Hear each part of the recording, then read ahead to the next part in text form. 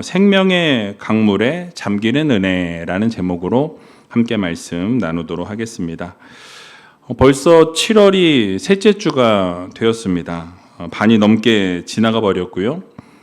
이제 이번 주 말고 다음 주 목요일이 되면 우리 유초등부 학생들 영어 성경학교를 시작으로 다음 세대 자녀들이 성경학교와 수련회가 진행이 되어집니다. 우리 자녀들이 하나님을 인격적으로 만나서 그들의 삶이 변화될 수 있도록 여러분 기도 부탁드리고, 제가 자주 말씀드렸지만 저도 중학교 2학년 때 수련회에서 하나님 인격적으로 만나서 이렇게 목회자로 헌신하게 되었고, 그래서 그 길을 지금까지 이렇게 걸어오게 되었습니다. 그만큼 수련회가 너무너무 중요하고 성경학교가 너무너무 중요한 행사이기 때문에 여러분들이 위해서 기도해 주시고 많이 협력해 주시면 감사하겠습니다.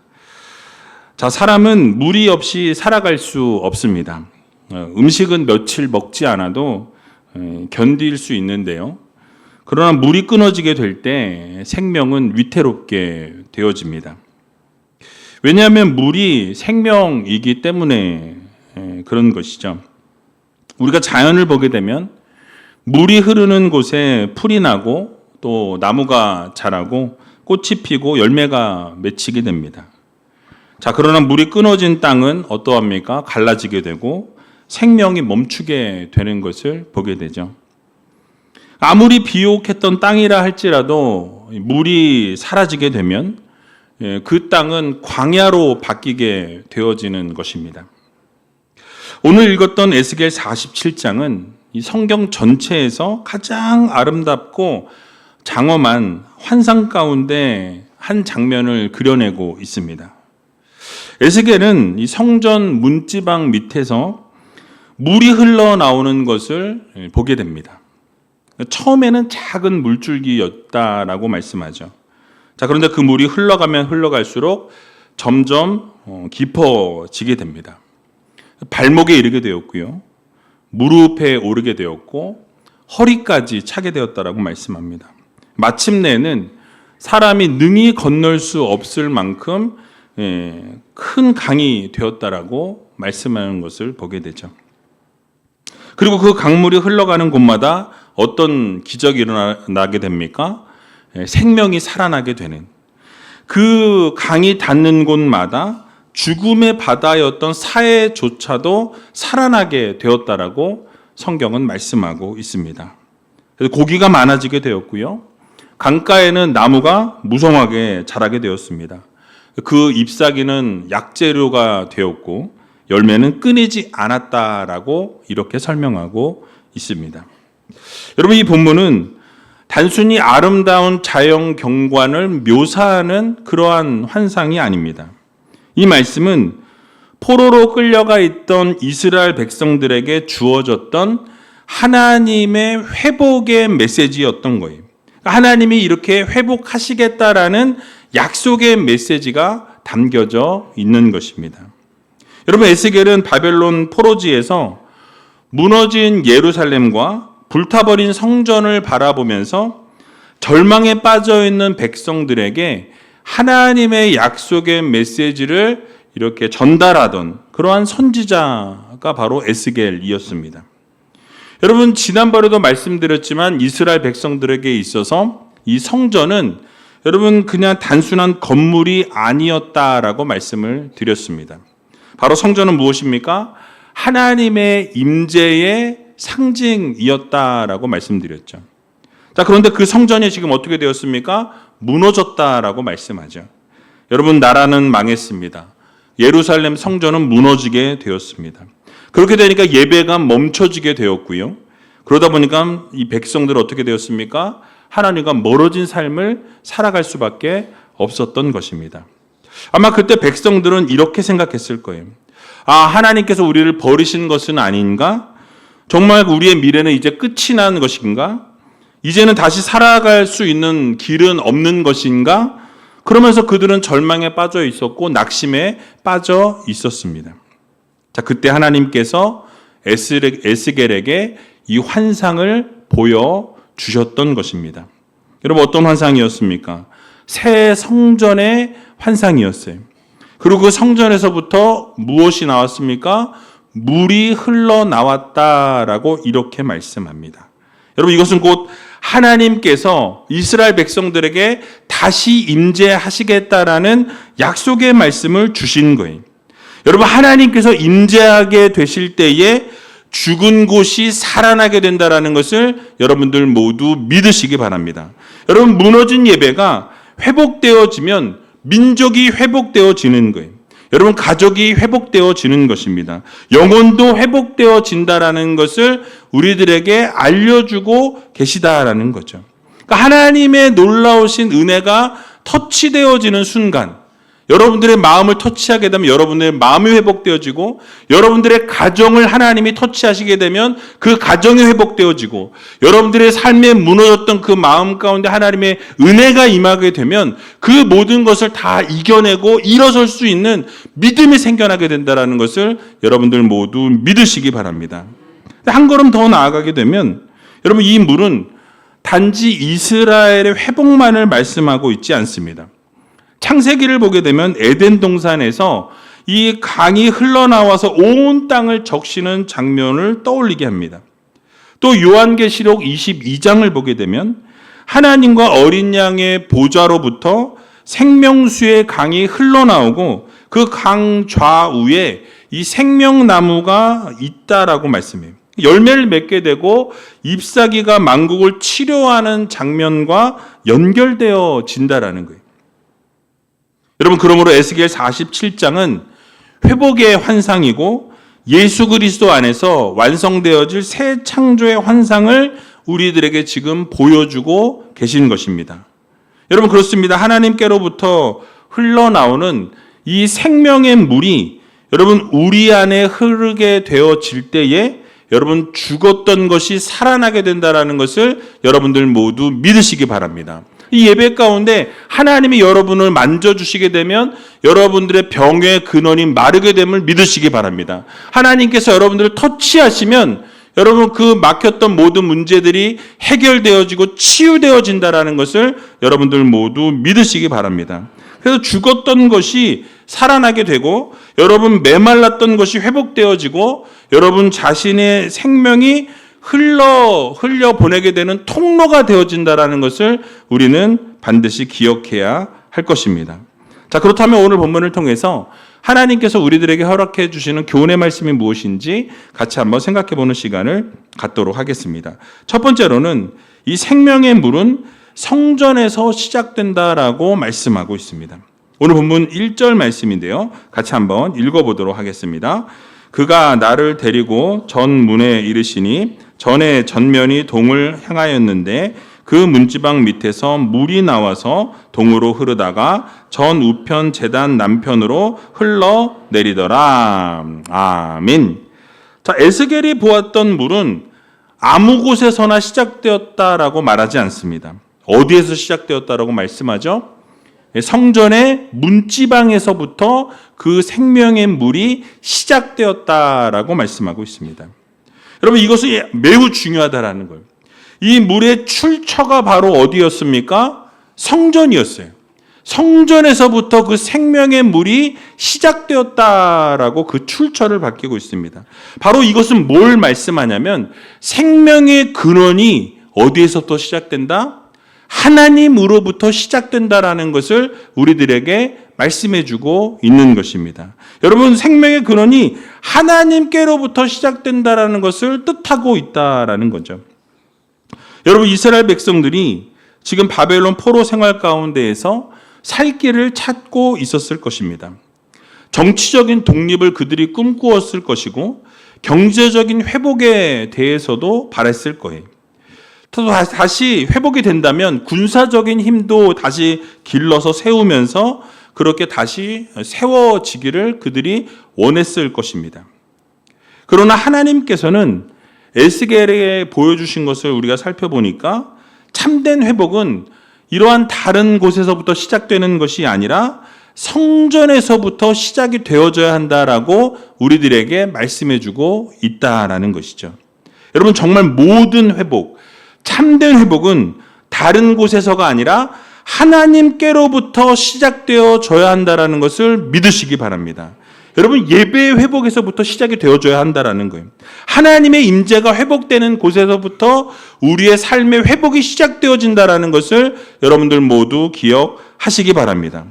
여러분, 그렇게 되어야만 생명이 흘러가게 된다라는 것을 우리는 믿어야 할 것입니다. 여러분, 이 말씀은 우리에게 있어서 너무나 중요한 말씀인 거예요. 여러분, 우리는 우리 인생에 문제가 생기게 될 때 어떤 생각을 하게 됩니까?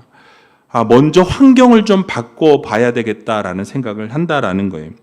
사람을 좀 바꿔봐야 되겠다라고 생각한다라는 것입니다.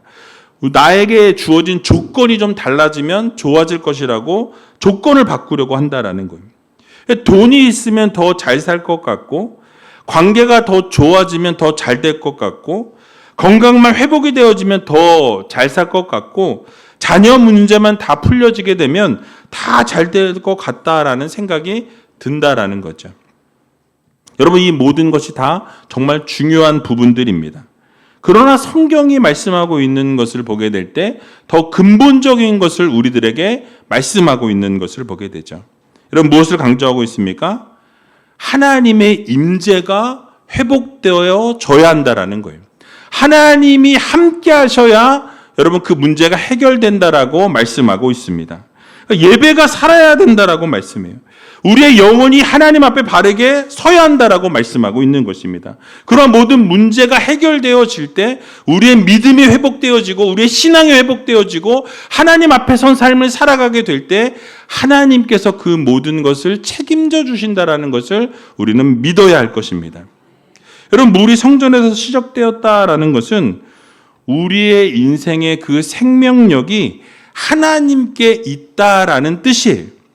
즉, 내 힘에서부터 시작되어지는 것이 아니라, 내 결심에서부터 시작되어지는 것이 아니라, 내 능력에서 시작되어지는 것이 아니라 하나님께로부터 모든 것이 시작되어진다라는 것을 우리는 마음에 새겨야 할 것입니다. 우리가 자주 지치는 이유가 무엇입니까? 여러분, 출처가 잘못되었기 때문에 우리는 지친다라는 거예요.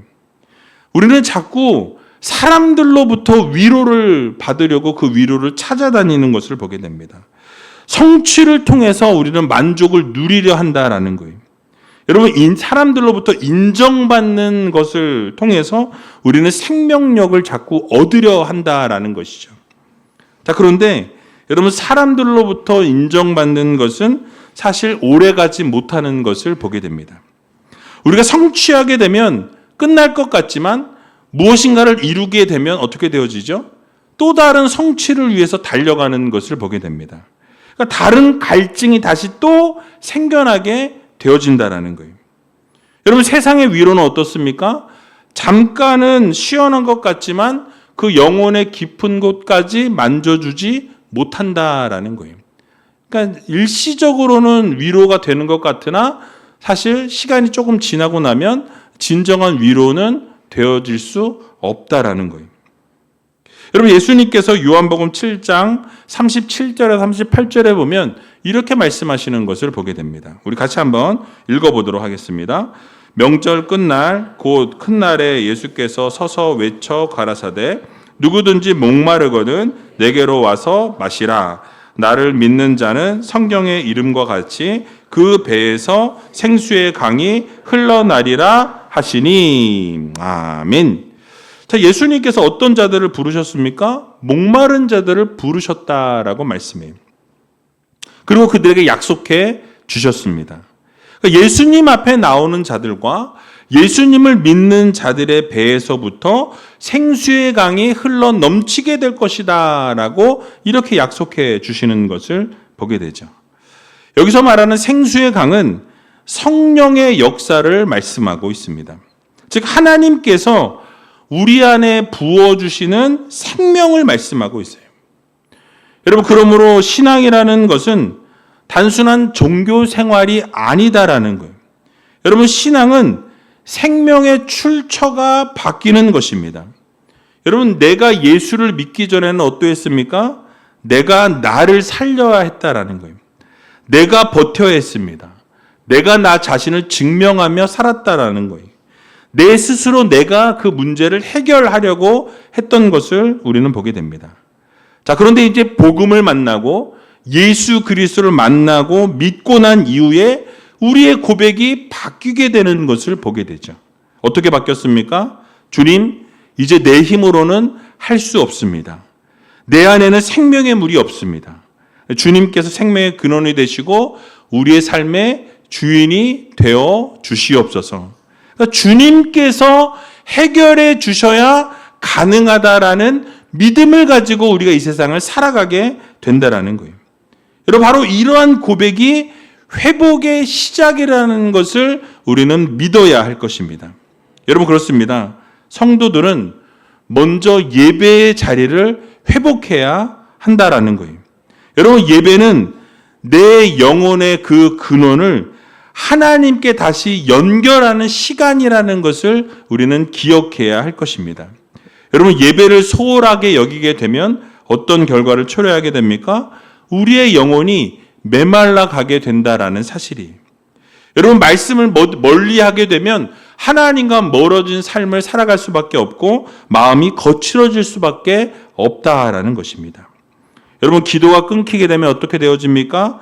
은혜의 감각이 둔해질 수밖에 없다라는 사실이. 여러분, 우리는 우리 스스로에게 물어야 합니다. 여러분 자신에게 물어보아야 한다라는 거예요. 내 삶의 생수는 어디에서부터 나오는가? 흘러나오고 있는가? 여러분 물어보시기 바라요. 나는 정말 하나님과 정말 연결되어진 삶을 살아가고 있는가? 여러분 자신을 점검해 보시기 바랍니다. 그리고 지금 우리가 드리고 있는 예배, 나의 예배는 살아있는 예배인가? 하나님이 받으실 만한 예배를 드리고 있는가? 여러분 스스로에게 물어보셔야 한다라는 거예요. 내 기도는 생명의 강물과 이어져 있는가? 여러분 스스로에게 질문해 보시기 바랍니다. 우리는 점검해야 할 것입니다. 우리가 예배를 지키고 또 말씀 앞에 서고 기도의 자리를 놓치지 않는 것이 결국 생명의 그 근원지에 뿌리를 내리는 일이라는 것을 우리는 반드시 기억해야 할 것입니다. 여러분, 우리의 회복은 하나님께로부터 시작되어져야 합니다. 하나님께로부터 생명의 그 물을 공급받아야 한다라는 거예요. 여러분, 생명의 근원 되시는 하나님께 연결되어진 삶을 살아야 할 것입니다.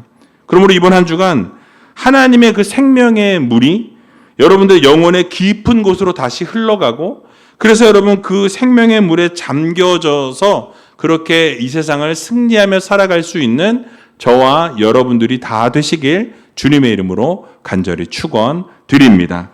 자, 두 번째로는 이 생명의 물은 점점 깊어진다라고 말씀하고 있어요. 자, 오늘 보면 3절에서 5절의 말씀을 쭉 보게 되니까 놀라운 장면을 소개하고 있습니다. 천사가 이제 에스겔의 손을 붙들고 1,000척을 측량하게 됩니다. 이 1,000척은 오늘날로 말하면 한 500m 정도의 길이를 말씀합니다.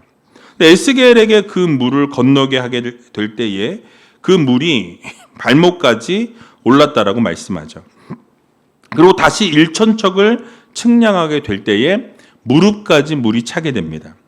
또 다시 측량하게 될 때에 허리까지 오르게 되었고, 다시 1,000척을 측량하게 될 때 사람이 능히 건너지 못할 강이 되었다라고 이렇게 말씀합니다. 여러분, 처음에는 어떠했습니까? 작은 물줄기였어요. 자, 그런데 시간이 지나면서 점점 깊어지게 되는 것을 우리는 보게 되죠. 여러분, 바로 이것이 은혜의 특징입니다.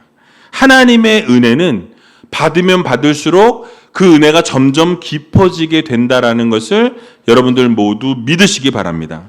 발목 신앙에서 우리의 신앙은 이 무릎 신앙으로, 또 무릎의 신앙에서 우리는 허리의 신앙으로, 허리의 신앙에서 이제는 온몸을 하나님께 맡기는 신앙으로 우리는 나아갈 수 있는 믿음의 성도들이 되어야 할 것입니다.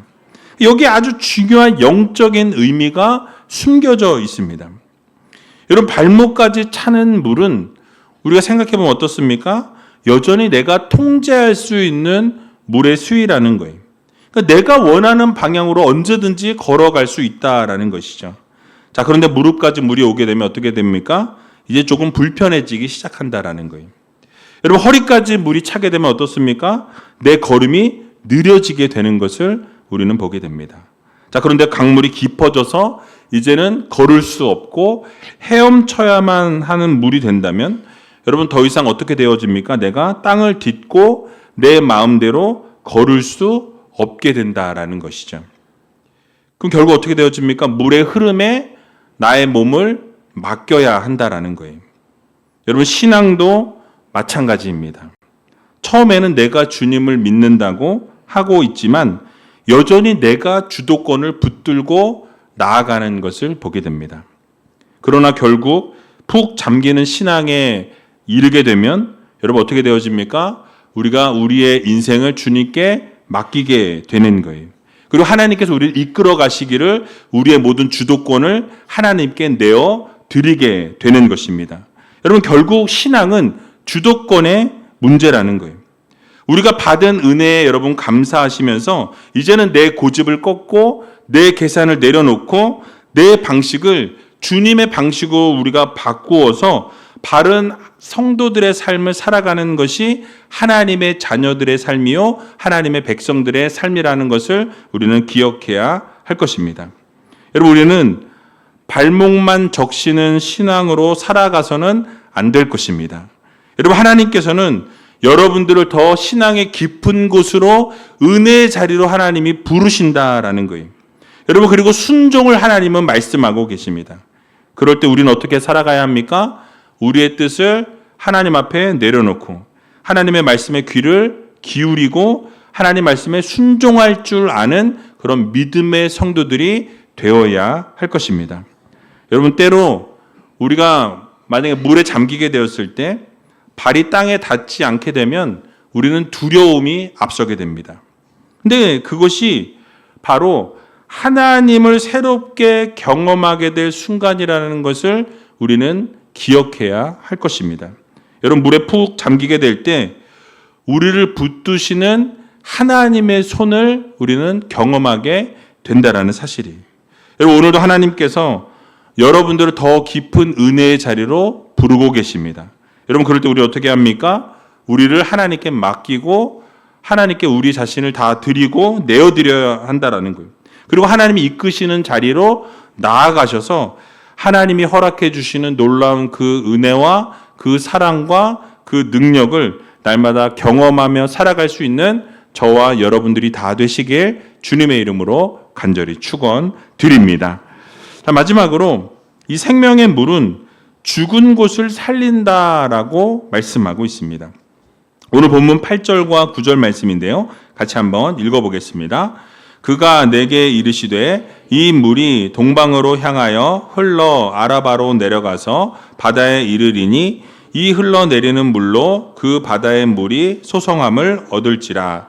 이 강물이 이르는 곳마다 번성하는 모든 생물이 살고 또 고기가 심히 많으리니 이 물이 흘러 들어가므로 바닷물이 소성함을 얻겠고 이 강이 이르는 각처에 모든 것이 살 것이며. 아멘.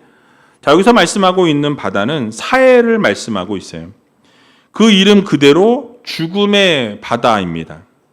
여러분, 사해는 여러분이 아시는 것처럼 염분이 너무 높아서 물고기가 살아갈 수 없고 생물이 살아갈 수 없는 그곳이 바로 사해입니다. 그래서 그 주변마저도 황량해지고 결국 생명의 이미지와는 거리가 먼 곳이 바로 이 사해라는 곳이에요. 자, 그런데 성전에서 흘러나온 그 물이 어떻게 되어졌습니까? 사해까지 흐르게 되자 그 바다가 어떻게 되었다고 말씀하죠? 바다가 되살아났다라고 말씀하고 있어요. 물고기가 힘이 많아졌다라고 말씀합니다. 모든 생물들이 다 되살아나게 되었다라고 말씀하고 있어요. 그래서 강 좌우에는 나무가 자라기 시작했습니다. 그리고 그 나무에는 열매가 맺히기 시작했다라고 말씀해요. 그 열매는 먹을만했고 그 잎사귀들은 어떻게 되었다고 말씀하죠? 약재료가 되었다라고 말씀하는 것을 보게 됩니다. 여러분, 결국 성전에서 흘러나온 그 물이 소망이 없는 곳에 닿게 될 때에 어떻게 되어졌습니까? 모든 것이 살아났다라는 거예요. 하나님의 은혜가 여러분들에게 닿게 되면 여러분, 우리가 절망과 낙심 가운데 있을 때라도 회복이 되어짐을 믿으시기 바랍니다. 하나님이 터치하시면 모든 것이 회복되어지는 거예요. 하나님이 어루만져 주시면 모든 것이 치유되고 회복되어진다라는 것을 여러분들 모두 믿으시기 바랍니다. 이게 바로 복음의 능력인 거예요. 그러니까 하나님께서 허락하신 여러분 은혜는 한 자리에 머물러 있어서는 안 된다라는 사실입니다. 여러분, 그 은혜는 계속해서 흘러가야 한다라는 거예요. 여러분, 물이 고여 있으면 어떻게 되어집니까? 썩게 된다라는 거예요. 그러니까 바로 여러분들을 통해서 하나님은 또 누군가를 살리기 원하신다라는 것을 여러분들 모두 기억하시기 바랍니다. 우리가 예배 가운데서 받은 은혜를 그 은혜를 받고 너무 좋다고 이 자리에 머물러 있는 것이 아니라 어떻게 해야 합니까? 여러분들의 가정에 돌아가셔서 받은 은혜를 흘려보낼 수 있는 믿음의 성도들이 되어야 할 것입니다. 여러분들이 받은 은혜를 직장에 가셔서 여러분들이 그 은혜를 흘려보내시고 여러분들의 사업장에 돌아가셔서 여러분들이 받은 은혜를 흘려보내야 한다는 거예요. 학교로 흘려보내고 세상으로 흘려보내는 믿음의 성도들이 되어야 할 것입니다. 여러분, 하나님의 생명의 물이 흘러가게 될 때 여러분 그 물이 닿는 곳마다 모든 것이 살아나게 될 것을 믿으시기 바랍니다. 약으로도 되지 아니하고 상담으로도 되지 아니하고 어떠한 방법으로도 되지 않았던 것이 하나님의 은혜가 닿을 때, 하나님의 능력이 닿을 때 여러분 회복이 되고 치유가 되고 살아나게 된다라는 이 사실을 여러분들 모두 마음에 새기시기 바랍니다. 그러므로 숨겨진 상처가 있는 분들이나 여러분들의 죄나 분노나 어떤 열등감이나 실패나 어떤 눈물이나 무기력이나 두려움이나 이 사회와 같이 죽어있는 모든 것들이 모인 곳에 하나님의 그 은혜의 생명이 흘러갈 수 있도록 여러분들이 통로가 되어지시기 바랍니다. 어둠이 있는 곳에 여러분이 가셔서 빛을 비추셔야 된다라는 거예요. 여러분이 죽음이 있는 그곳에 가셔서 하나님의 은혜를 여러분 증거하시기 바랍니다. 여러분들을 통해서 하나님이 살려내실 거라는 거예요. 여러분들을 통해서 생명이 흘러가게 하신다라는 것을 여러분들 모두 기억하시기 바랍니다. 그래서 기도를 흘려보내시고 여러분들의 사랑을 흘려보내시고 하나님의 은혜를 흘려보내는 믿음의 성도님들이 다 되시기 바랍니다. 결국 하나님의 생명의 강물이 닿는 곳마다 모든 것이 회복되어진다라는 이 사실을 여러분 모두 믿으시고 이번 한 주간도 하나님의 은혜를 계속해서 흘려보내며 살아가는 저와 여러분들이 다 되시길 주님의 이름으로 간절히 축원드립니다. 우리 같이 찬양하기 원하는데요.